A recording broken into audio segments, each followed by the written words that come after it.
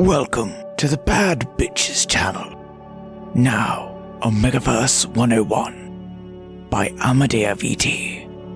Welcome class, welcome in everybody. Welcome to today's lecture. Thank you for being on time. If you haven't been on time for today, that will be credits off of your final grade, just so you know. I am your professor, Professor Amadea for today. You may address me as such. And I am joined by my amazing, beautiful, intelligent co-professor, Professor Faye. Do you want to introduce yourself? Hi, good afternoon class. My name is Faye. You may address me as Professor Faye. I'm a professor in Omegaology. First, thank you so much for having me here today, Professor Amadea. Thank you for being here with me today. Thank you for helping me introduce the masses to the most important subject.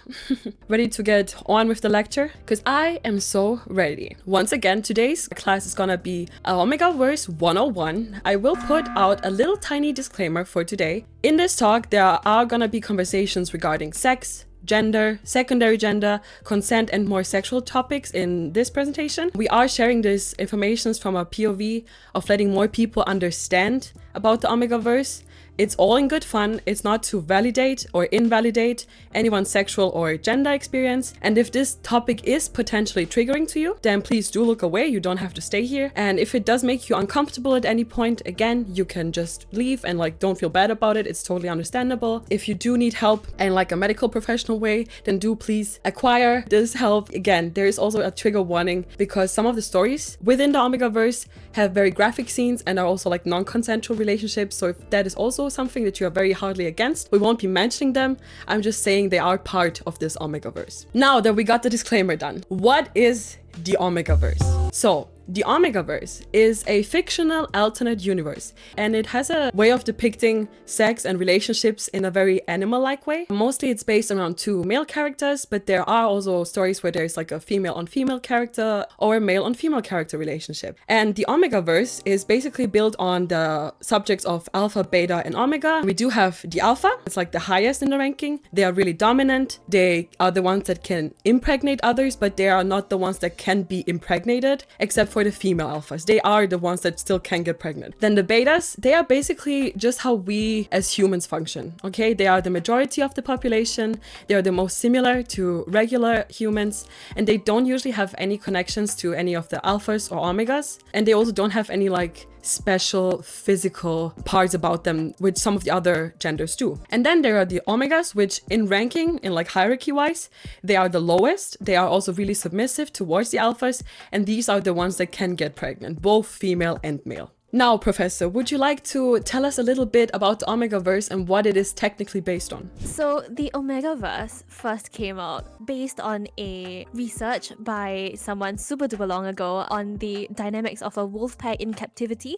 However, it has been known up till now that actually this is not how wolf packs work. So this is a big disclaimer that whatever you're about to hear, they will say that it's based on wolf pack dynamics. However, we know that that is not true as of now. Wolves do not fight for dominance. Most wolf packs are made of parent wolves as well as their kids. However, because of how deeply ingrained the entire popular culture has taken in AB Omegaverse, at this current point, it's hard to remove all of its effects. So we are just here to kind of enjoy what it has become in the popular culture, but please remember that a lot of these are not based on real wolf dynamics. I will get into some of the pop culture parts about Omegaverse and where it kind of started, where it came from, how it got popularized. So the concept of alpha, beta, and omega has been around for forever, especially in the Asian literature part, mangas, donghwas, manhwas, any type of webcomic or webtoon. You can ask basically any yaoi fangirl and they will be very big advocates for it. I am part of that. I am looking at myself when I talk about that.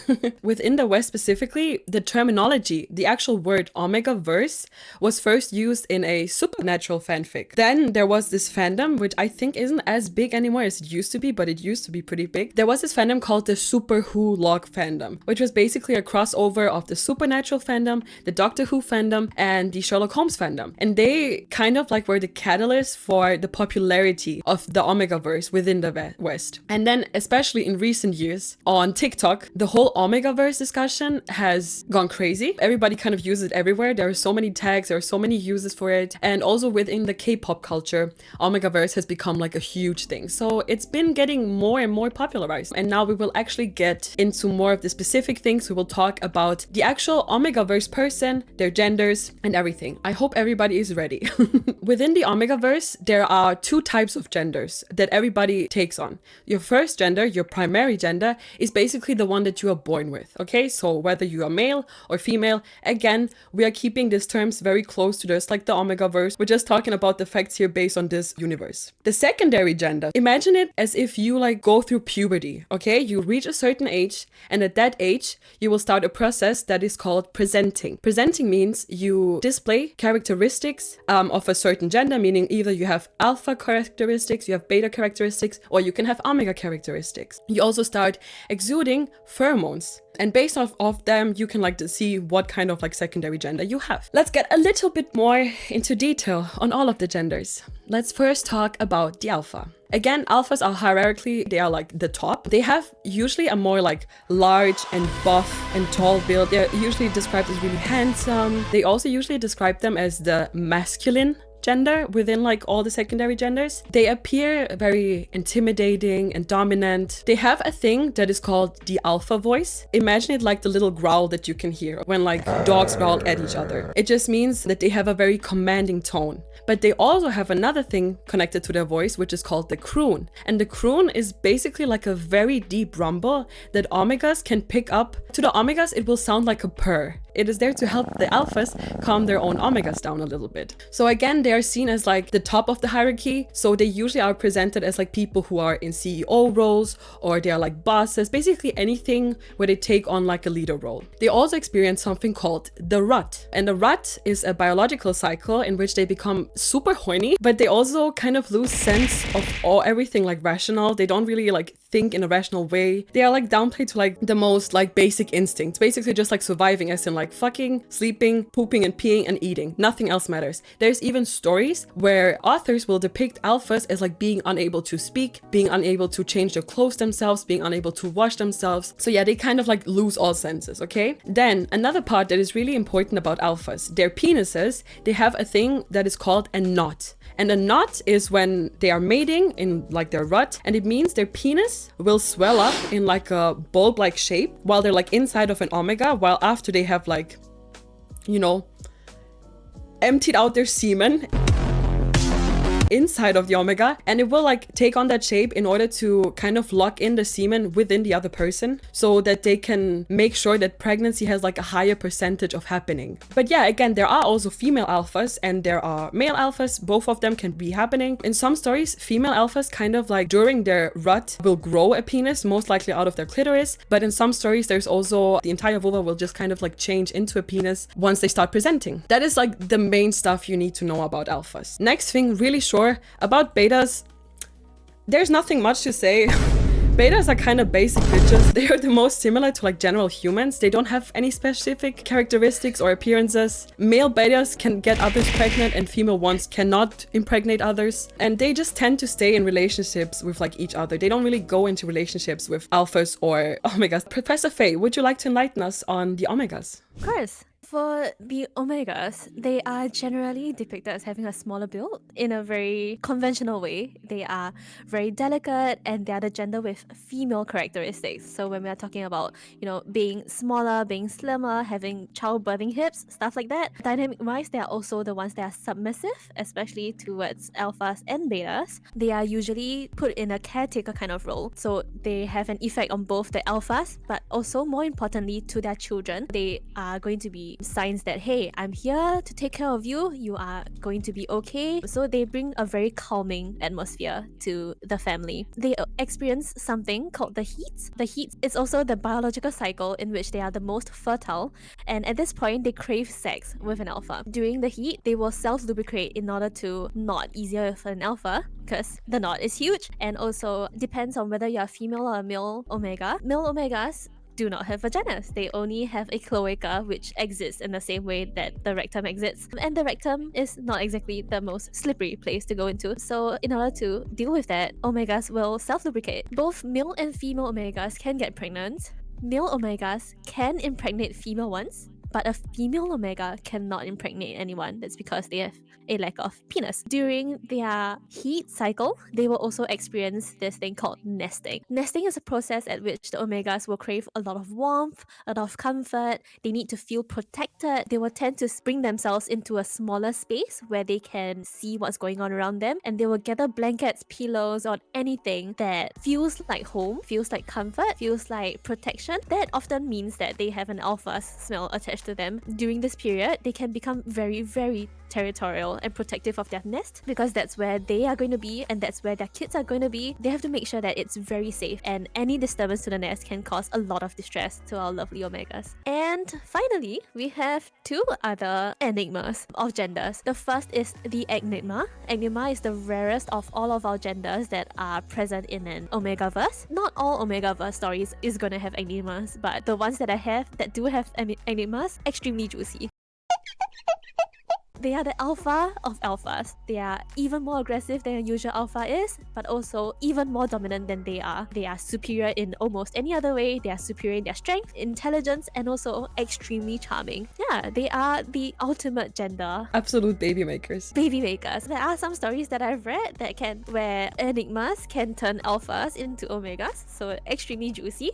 I love that dynamic right there. There are also finally the unpresenting. So these people, basically people who have not gone through puberty or presentation. Some of them will not, some of them have not yet. A lot of the times, if someone has not presented by the point of puberty, it can be because of health. It can also be a trope at which an unpresenting omega starts presenting late, only once they have met their fated alpha. So we'll talk about the whole concept of fated partners later. You just have to know that sometimes it can be a trope that we can see. They present later than usual because they haven't met the right one. Exactly. Now we will real quickly go over some more real-life facts, and Professor Faye will let us know how similar it actually is to reality, everything that we just talked about. Yes. So when we are talking about, hey, that sounds like a load of bullshit, it actually isn't.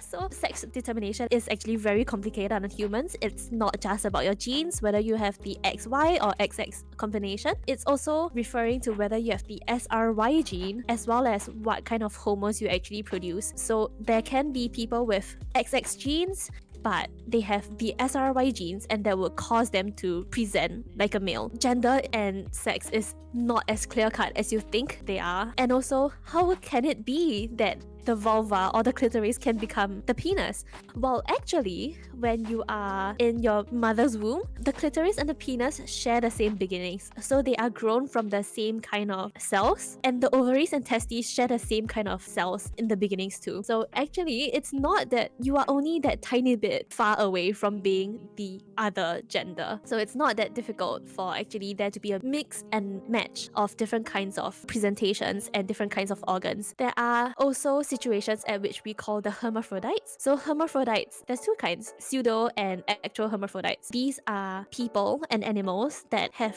two different kinds of genders essentially. So like they can have a penis, but actually they have ovaries, or they can have a penis, ovaries, and testicles. It's a whole mix out there. They are very rare, so that's why you don't see them, but it doesn't mean that they don't exist. This is gender affirming, okay? This is trans affirming. There's also fishes who, if they're adults, they can literally change from a male into a female if the lead female has died.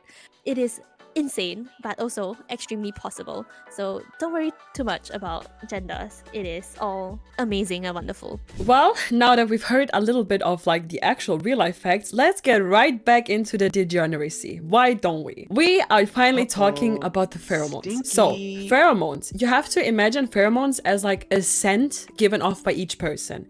They are very specific to their secondary gender, and they can have various effects depending on the situation, but also on who they are directed at. Pheromones can be both released voluntarily, which means like you're maybe showing off, or you're trying to prove something, or you're trying to say something with them, or they can be released involuntarily, which is most of the time during sex, or if you like go into your rut or into your heat. A little bit more specifically, when it comes to alphas, they have three different types where they use their pheromones. One is to show off or like indicate their territory. If it's directed towards another alpha, it mostly means to like warn them that like a place, an omega, a pact mate, or whatever is taken, and that they should leave them alone. If they direct their territorial pheromones towards an omega, it means they're kind of trying to protect them.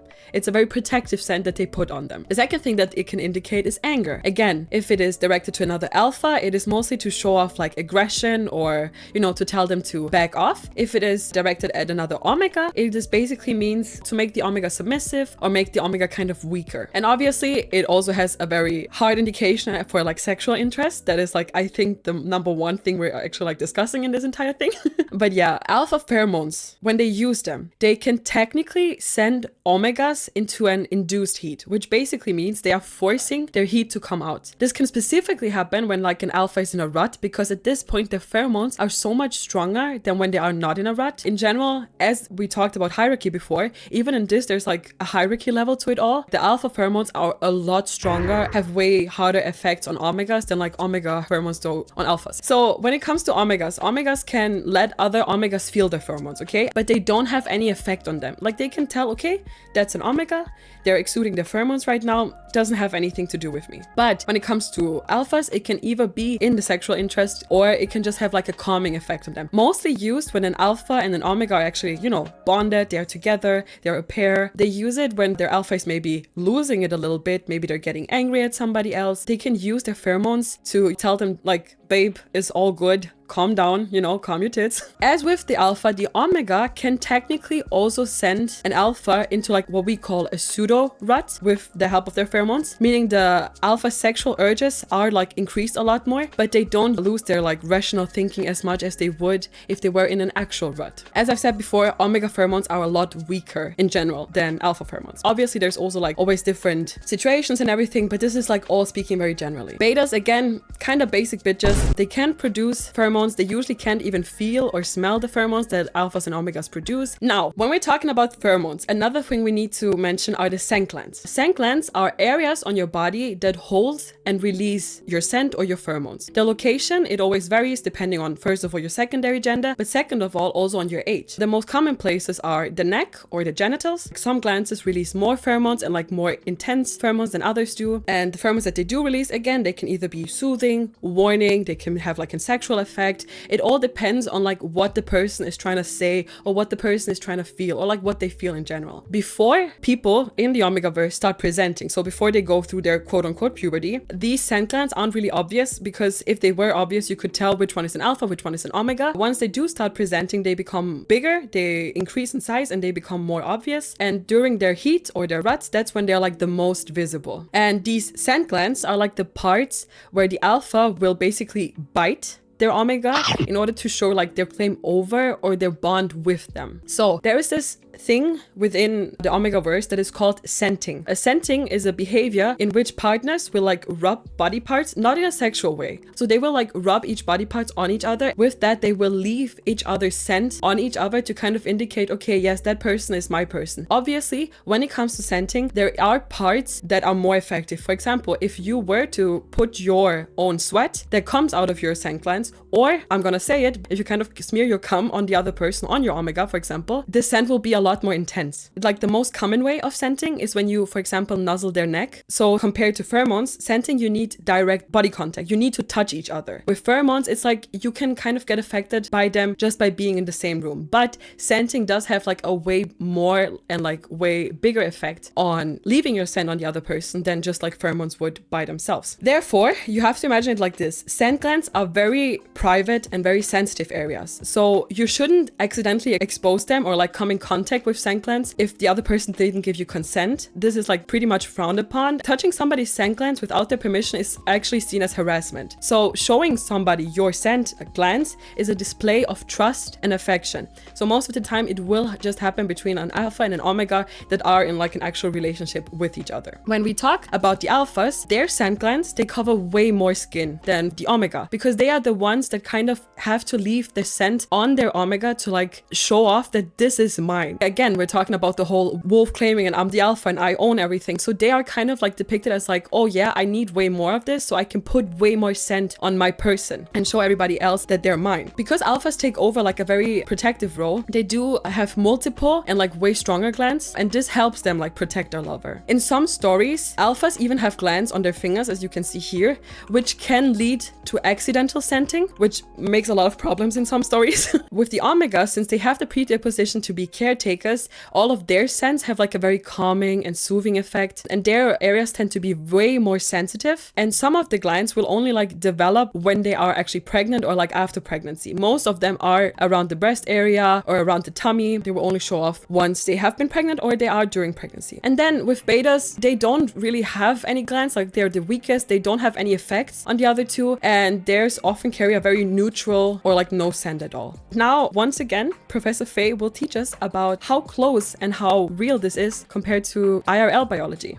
So when it comes to scenting, a lot of animals do that. They have this thing called scent glands. It's actually a thing. Unfortunately, the idea of nuzzling is a lot more of a cat thing than a dog thing. Dogs and wolves only do have scent glands around their anus, and we call it the anal gland. So if you've ever, had a dog and you've brought it to the vet because the anal gland is impacted, that's where that scent gland is. A cat, however, has a lot more scent glands. When a cat's rubbing up against things, that's because they're trying to deposit their scent through their cheek glands onto the wall, onto the sofa. If they come and nuzzle you with their cheek when you're trying to give them pets, they're also trying to mark you as their own territory. So it's very adorable. Unfortunately, humans don't really have pheromones. At least that's not what we know of humans right now. We do not release any pheromones, nor do we have the olfactory receptors to receive them. However, because of the fact that it's the Omegaverse, we can kind of just want whatever we want. Animals also do smell different during heat, and they produce different kind of pheromones in different parts of their cycles. Animals that are in heat will smell different, and that's how they attract other animals to come in and know that they are currently in heat and are suitable to be mated. As well as it seems to be, a lot of these scenting things are very grounded in reality. We're gonna move on into relationships. So when it comes to Omegaverse, there's a lot of different permutations of genders, as you can see, but most of the time, Omegas and Alphas will date each other and Betas will stick with Betas. There's definitely a lot of stories where these stereotypes are being broken, but for now, let's not go too deep into all of these small exceptions, and let's see what the majority of the population is doing. When it comes to attraction, obviously looks play a huge role in attraction, even in this universe in which your pheromones do a lot of the work. Physical and visual attraction is important. How they know that they are compatible with one another through their smell and through their pheromones. For Alphas and Omegas that are more compatible with one another or are more interested in one another, their smells are going to start smelling different. They're going to smell more attractive. The more attractive the other's smell is, the more compatible you are with them, and therefore the more likely they are to be your fated pair. Obviously, you are free to have sex or get into a relationship with anyone as they are happy. The satisfaction of being in that relationship is not going to be as good as with a partner that you're compatible with. Once you have a suitable partner, Professor Amadea will tell you the wonderful things that can happen once you have found the person that is right for you. Once you have found the person that is right for you, we're talking especially in like a sexual way. Within the Omegaverse, there's this concept called mating. But mating is having sex with each other in a sense of like trying to like induce pregnancy. Mating, it usually starts when either the alpha or the omega begins their rut or their heat. If you are a strong specimen within your class, you can force people into heat or rut, as we've said before. The smell of that can be strong enough for your pheromones to like put you into like an induced heat. And these pheromones that are released, they will trigger the other person's rut or heat. And basically you're both put into the state of being super horny, being like super crazy about sex, being just like, oh my god, I just want to fuck, I just want to reproduce, I just want to like make babies, I don't have anything else in my mind. That's like the only thing in your head. It leads them to think about nothing but sex, and they almost go into like this trance like state of mind, and they lose all rational thinking. This is then when the omega will start producing the slick inside of their anus, which will help them lubricate. Then sex And then when the alpha comes, when they ejaculate, they will not, as we've described before. Once they not, they will try and keep the sperm inside of the other person, and they will just like try and get the other person pregnant to their like best of their abilities. That's it in a very short way described within the Omegaverse. Again, it is based on some of the real life facts, and beautiful, beautiful, amazing Professor Faye will now explain to us the real life facts. So, penises. Penises. Penises. Dogs do have knots. It's an actual thing. However, one thing that's different is that dogs actually blow up their knots before they actually ejaculate. So that's a wonderful thing. And the knots themselves last 5 to 30 minutes, which is a lot of what the Omegaverse will say. After they have sex and they have a knot, then they are going to be stuck together essentially for 5 to 30 minutes. That's for the male dog. But then we have to think about the Omegas as well, the female dogs. Female animals do have as well what we call heats. However, whether they express the fact that they are in heat is different. It's a thing we call the estrous cycle. For example, humans, we don't have outward presenting heats. We don't show other people that we are actually in estrus and that we want to get fucked. Animals like dogs, cats, and etc. do. So if you've had a pet, they are not neutered yet. Sometimes you will see that, oh, my cat's just acting different. They are walking out, they're strutting different. They're asking me to pet them more often, or they are starting to vocalize and they are screaming a lot. Then you know that they are in heat. For example, cats, they go through 4 to 5 heats a year. Dogs, only 1 to 2. Also, even though we say that the knot lasts 5 to 30 minutes, sometimes shit can happen. They get stuck for longer than they want to. That becomes a very sticky situation in the sense that one dog is stuck in another. At that point, you have to get veterinarian intervention. And there's also a point in which mating, the alpha will bite the omega on the neck as a sort of marking, which we will talk about it a bit more later. That's actually a thing that a lot of male cats will do to the female cats during mating. They will bite the female adult cat on the scruff. In the situation at which a female has more than one male to choose from, they are looking into whether the scent is a part of that choice process. There's research that is talking about how the scent can represent how well your immune system is and what your immune system covers, and therefore animals will be attracted to partner of the other sex, which the scent is more different, because that means that the kids that you guys have will then have more immune system coverage, and that means that they are more likely to survive. They will have an advantage. So the idea of a fated pair is not that far off from reality, because there are papers out there and there's research out there that can suggest your scent can tell you more about yourself than you think. Let me pass the time back to Professor Amadea to talk to you a bit more about mating in the Omegaverse. We will just real quickly mention a tiny little thing about mating, because mating within the Omegaverse can actually lead to a lot of dangerous situations.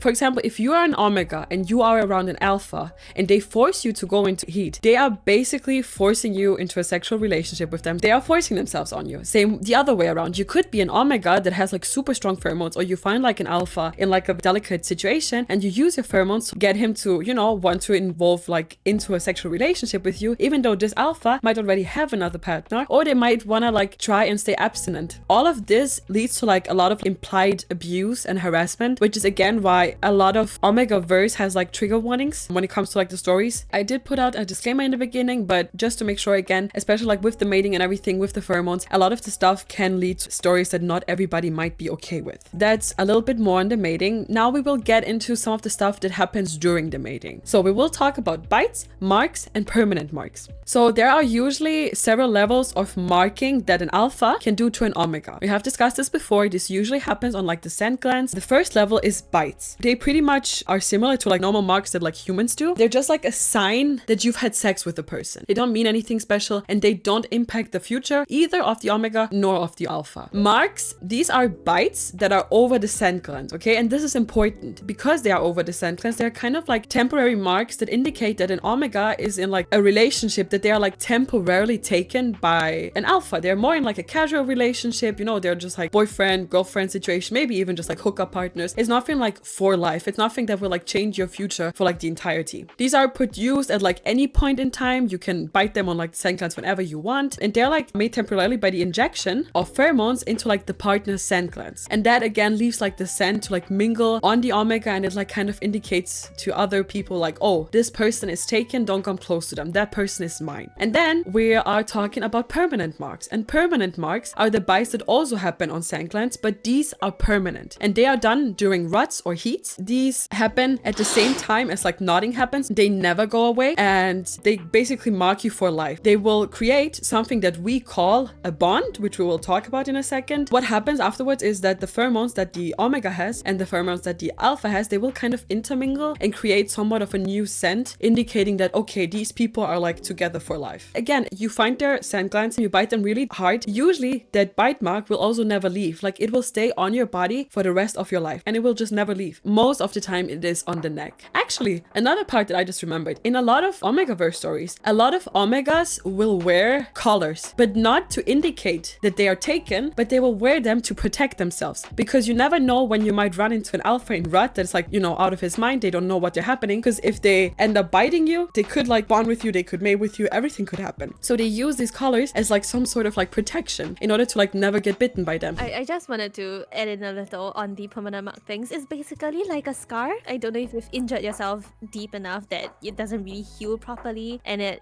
heals back in a different color, or it doesn't look quite right. That's a scar. That's usually a lot of what these permanent marks are. So they just bite hard enough to draw blood, and they do it again and again, or maybe just once, and it's bad enough to leave a scar, and that's what is a permanent mark essentially. So once the permanent mark happens, we have this process that is called bonding. So once a bond has been formed between an alpha and an omega, they do not get affected anymore by any other pheromones or smells anymore. Like they can still smell and like feel that there are other pheromones coming off of other alphas or of other omegas, but they won't influence them no matter what. But this also means that during their heat or rut, a bonded pair is like heavily dependent on each other. So for example, the alpha is in rut, but their omega isn't around, or the omega is in heat, but their alpha isn't around. This can like cause a lot of pain and distress for both of them. They will also never be able to reach like sexual satisfaction with anyone else anymore. Like they can only reach that absolute ecstatic kind of satisfaction with their bonded pair. So bonding is something that should only be done with somebody if you really want to spend the rest of your life together with this person. If you're like pretty sure that, you know, this is the person I want to spend the rest of my life together. Basically, like think of it like how people use marriage, they use bonding for that, okay? Again, be very careful with it. You shouldn't do it with anybody. I'm saying this as if you people could like bond with somebody.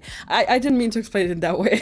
So as we've mentioned before, both omegas and alphas use suppressants when they are in their heat or in their rut, you know, to like make sure that everything stays under control. But once you are bonded, you won't need them anymore, because you will have your rut and your heat at the same time as your bonded partner. You will just help each other out. And bonding also leads to another little subcategory, which Professor Faye will tell us a little about, which is the fated pair. We are gonna talk a little bit about a fated pair. If you remember when we are talking about compatibility earlier on, a fated pair is basically when two people who are soulmates, they are made for each other, finally find each other and bond. They are extremely sensitive to each other's smells. Even on the first time they meet, they will be able to smell each other from miles away because of how sensitive they are towards the other person's smell. It will be extremely intense, it will be extremely sweet, it will be very attractive. If the two of them do bond, there is no other bond that will be stronger and more satisfactory than the current one they have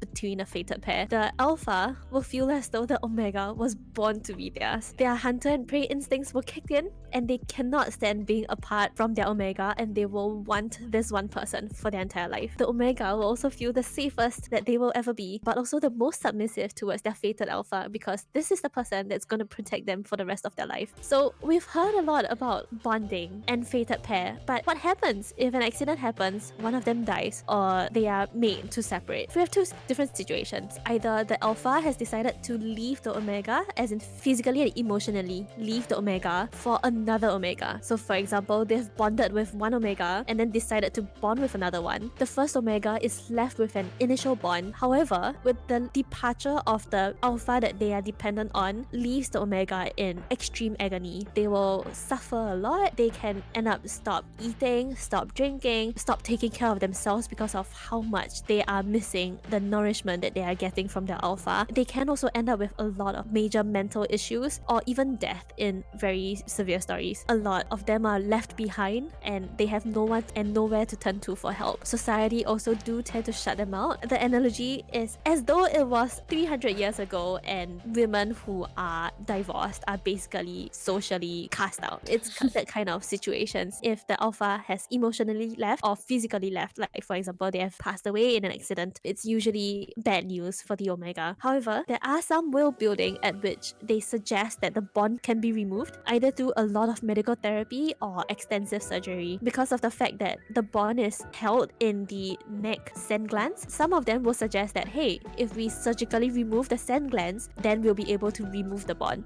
However, your scent glands are very sensitive and they are very private, so the surgery process is also very painful and very difficult. Because of how important the scent glands is in producing pheromones, in ensuring your identity, and also forging connections with other people, removal of a scent gland will then also leave you without a scent, can leave the Omega extremely vulnerable, which can make it difficult for the Omega in social situations because other people cannot identify what gender this person is, they cannot identify what their mood is at, and that makes this person alienated. Being without a scent gland also means that they are unable to bond with any future partners that they meet. So even if they meet another alpha that they would like to bond with, I'm sorry, they just cannot do it, and that makes it very difficult for a lot of the Omegas that have decided to take their scent glands out. Beautifully Yes. explained. Thank you so much, Professor Amadea. This is the most important part of the presentation.